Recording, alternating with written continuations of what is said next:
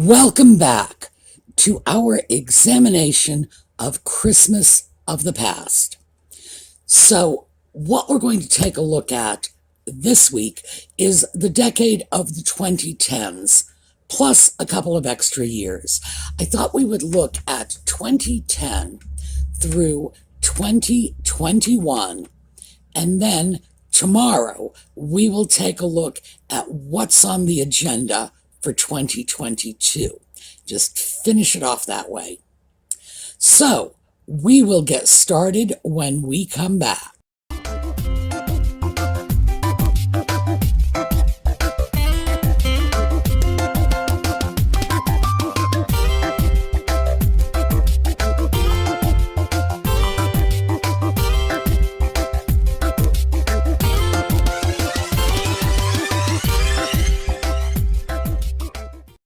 As usual, we are starting with the municipal displays.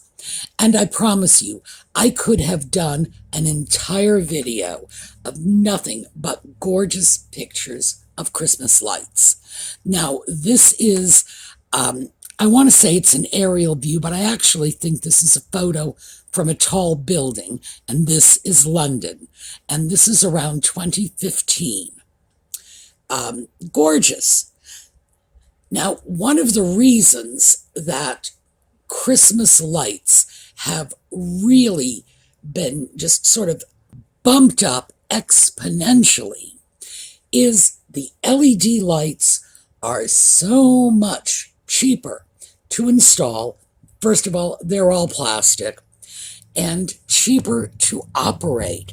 So municipalities virtually have no excuse for not getting into the swing of things. This is also London. And again, it's around the middle, somewhere between maybe 2013 and 2016. I believe this is Regent Street, but I'm not sure. Maybe our UK viewers will recognize some of the buildings.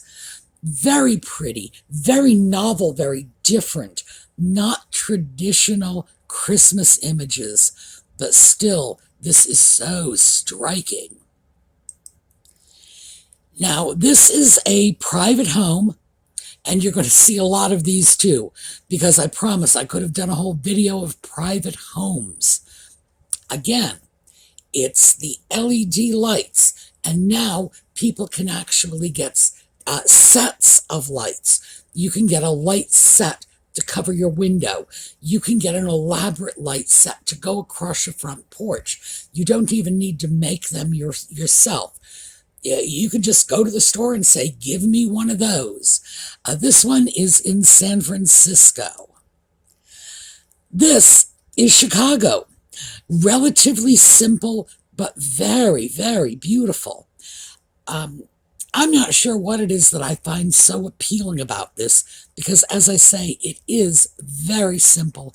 I do think I like that city skyline in the background. This is San Marco, California.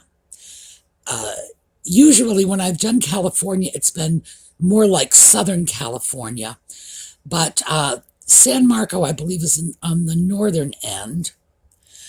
I'm not sure what this is, but it is very, very festive.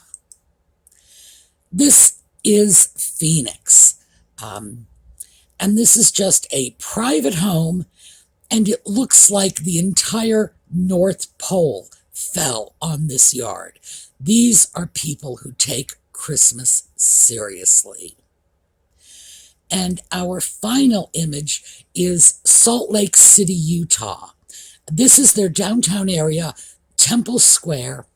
And just as they decorate their temple grounds, the religious institution grounds, they do a fantastic job of their municipal area. This is one of the nicest city lighting displays I have seen. Certainly the most lights congregated in a small space.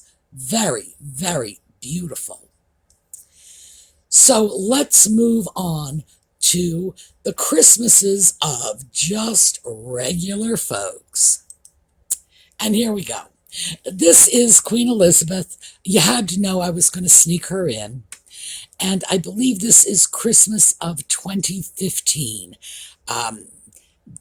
Gosh, she looks fantastic, especially when we consider how far on in years she was. And I, in particular, love that wonderful wedding picture of her and Philip on the desk. Beautiful. This is some Kardashians. I have no idea which. They're very scary looking people.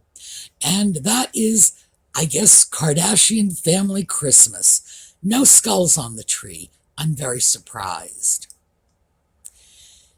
What we have here is the White House. And again, this is from around the middle of the decade, around 2015. Very nice, very interesting. Not exactly what we are used to, but very pretty. And of course, Disneyland. We can't do this without Disneyland. And this is just wonderful. It's not Christmas lights per se, but it is the way they decorate for Christmas. So, can't say I would be upset about spending Christmas there.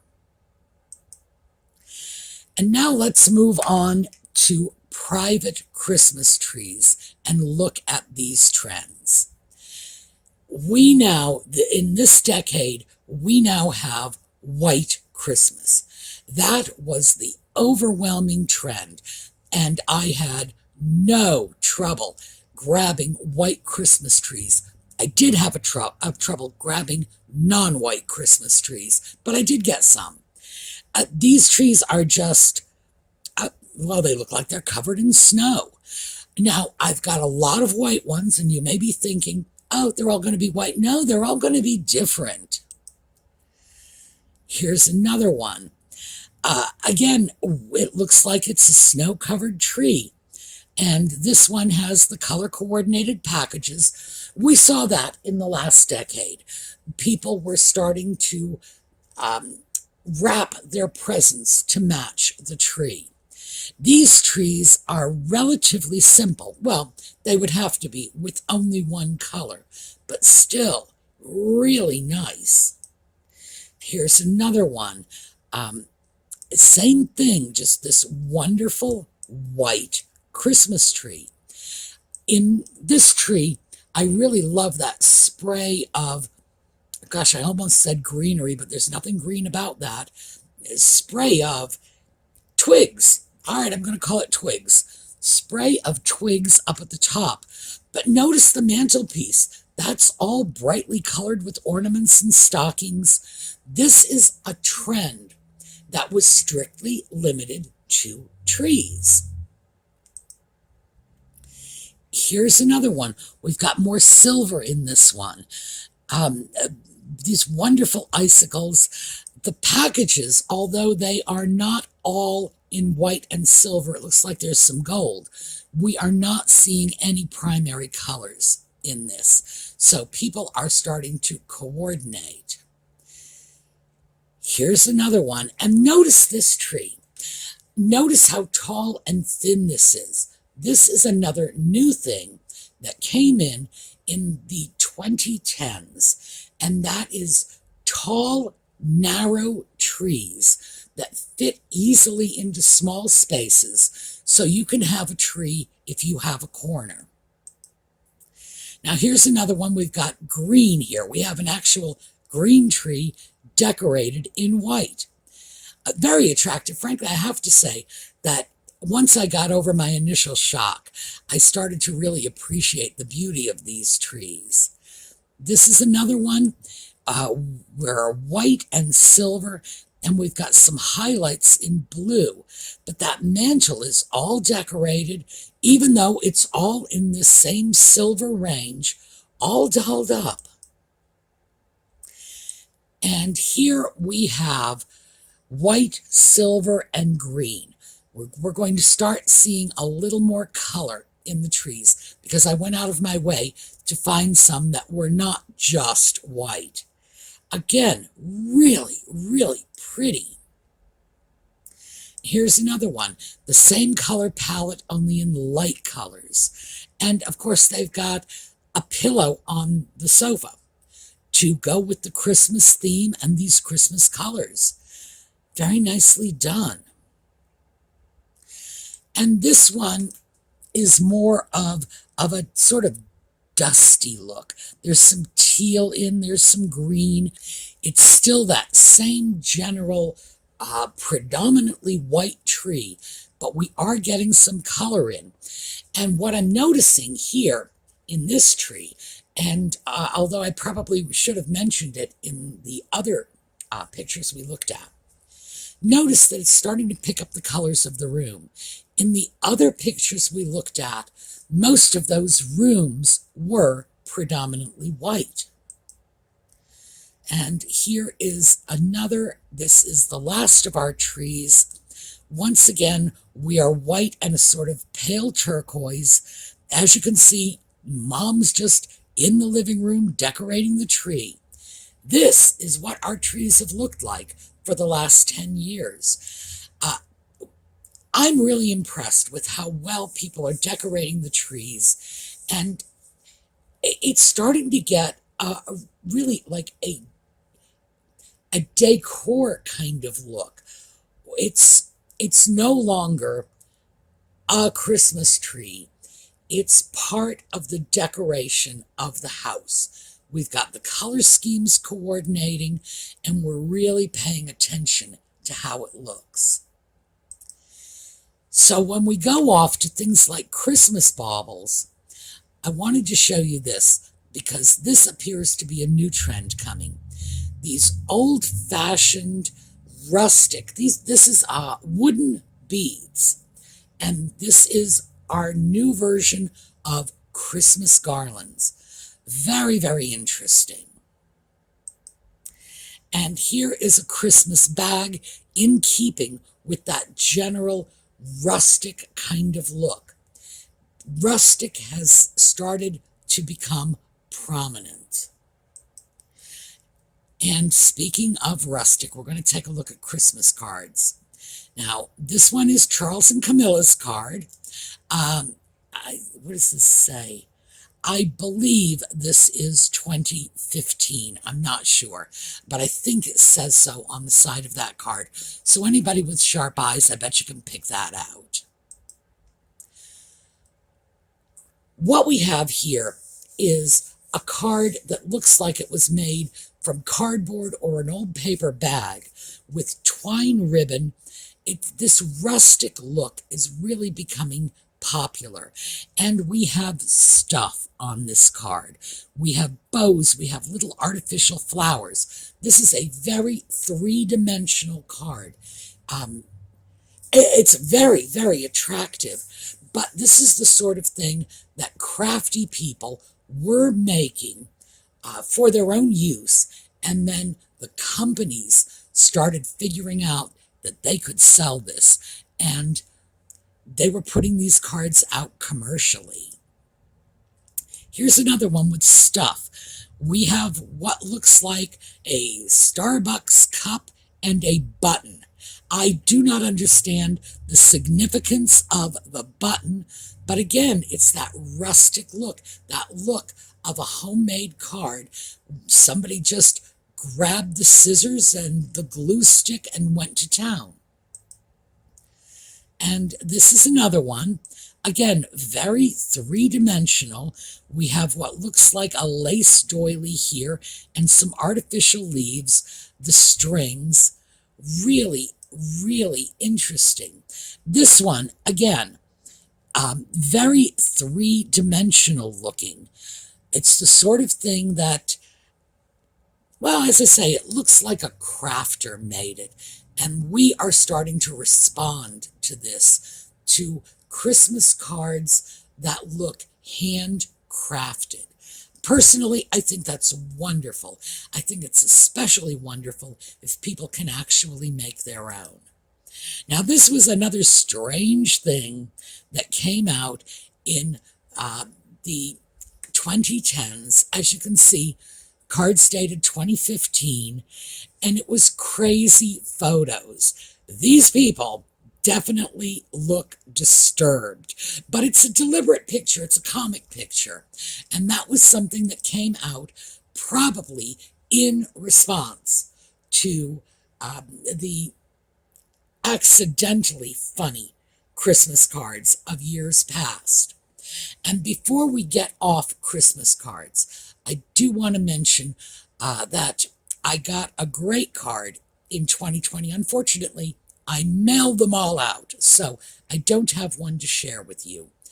But it was Christmas 2020, and the card had a design like the feedback forms for online sales. And at the top of the card, it said 2020. You get the feedback form, and there was a check mark next to the little box that said, I want a refund. So, fortunately, people had a sense of humor about 2020. All right, let's take a look at the hot toys. So, starting in 2010, the number one toy that year was an Apple iPad. I think it's wonderful. I like computers as toys for kids. I think it's so much better than, well, like, I don't know, giant robot toys. I'd rather see kids playing with something that exercised their minds a little more. And I love to see that coming in as a trend. All right. If you will recall, the last 3 decades, these Elmo toys have been the hot toys for the little ones. This is Let's Rock Elmo, and he was the number one toy for 2011. So this is a toy that has longevity. And I would say offhand, if you were looking for a toy for a tot, this would probably be a good choice, because these Elmo toys have been hot for 30 years, and I don't think they're going anywhere anytime soon. This is a game console called a Wii U. Strange name. Again, game consoles have been among the top-selling toys every year for kids ever since the computer games hit the home market. You can always guarantee that a toy like this is going to be on the top of the list. This is another Elmo. And as you can see from the child in the picture, this is the age range for this toy. This is a Big Hugs Elmo. And this kid is clearly pleased with his new friend. Oh, I should mention, this was 2013. I don't think I mentioned that. 2014. It is unusual that toys strictly for girls hit the number one slot. I don't know if you've noticed. I have noticed. And this is obviously a girl's toy. This is Elsa from Frozen. And I have no idea if the little penguin doll comes with her. I would imagine it must, because this is an ad display for the toy. So it would have to come with her, or they wouldn't be able to show it in the ad. Yes, Elsa from Frozen, 2014, the number one toy, and it was a doll. 2015, not exactly a doll. This is a Star Wars droid. This is BB-8, which is sort of the new R2-D2.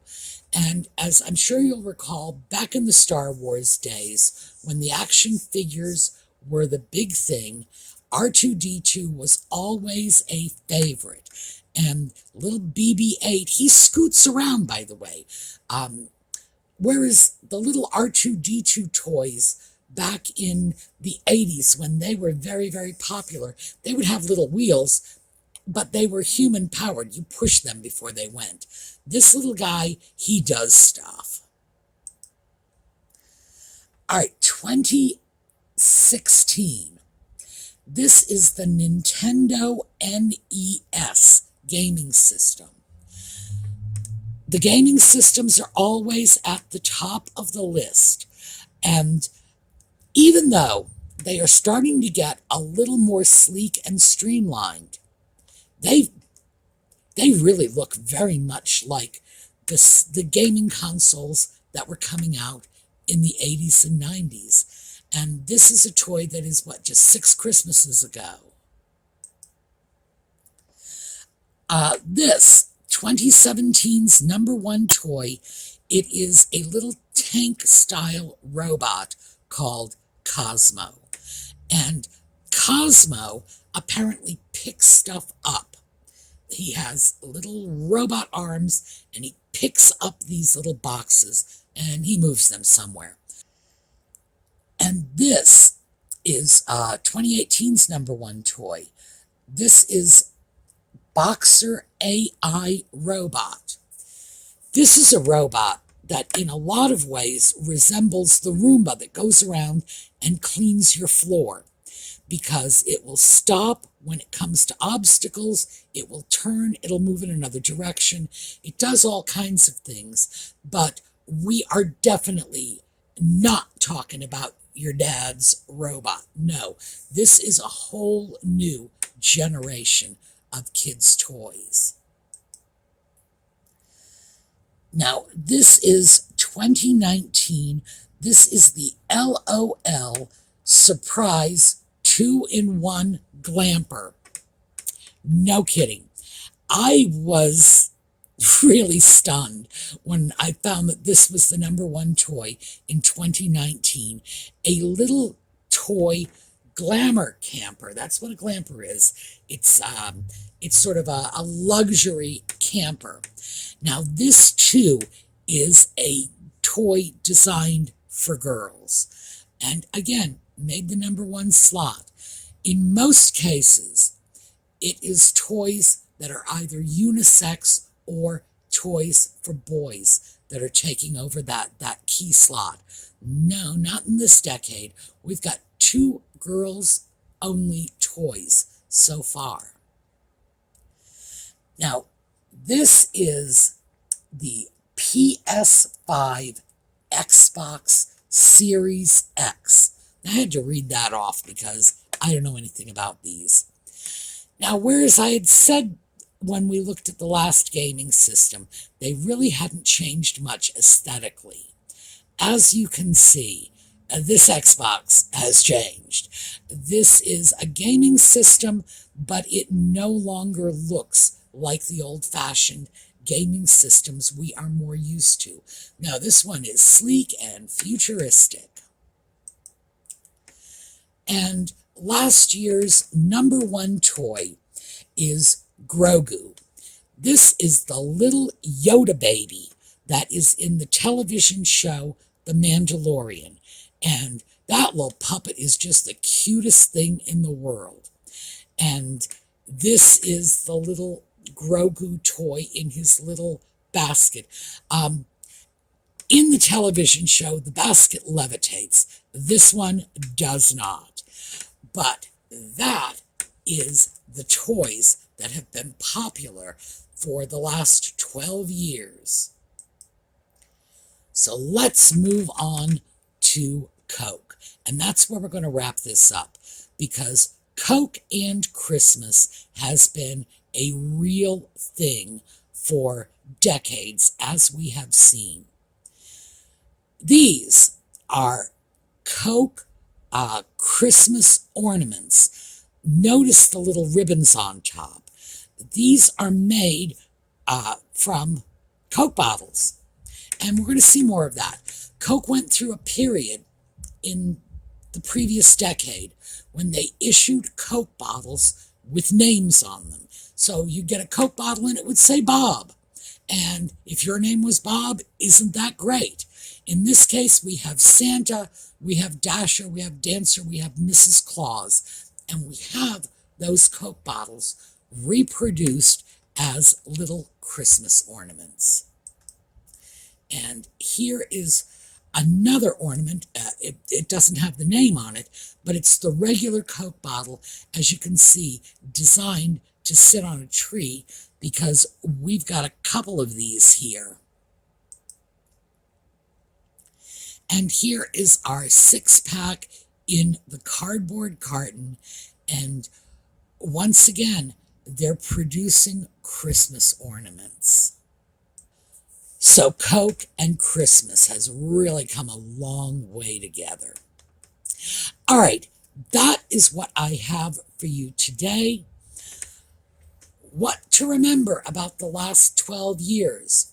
Well, lights, cheap lights, are really turning our cityscapes into winter wonderlands.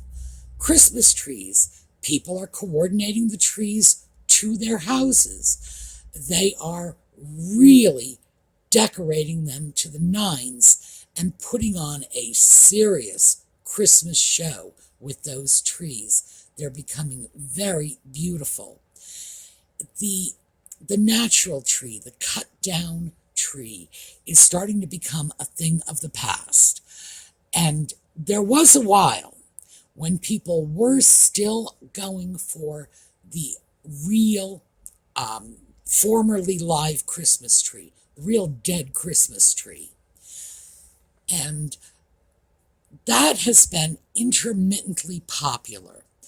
There are communities that will take away your Christmas trees and use them as bird sanctuaries. They drag them out to parks and let the birds nest in them.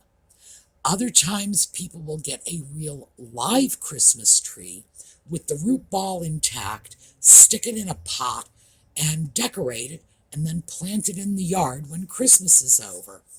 We're not seeing very much of that. I can't say I'm sorry to see that tradition go.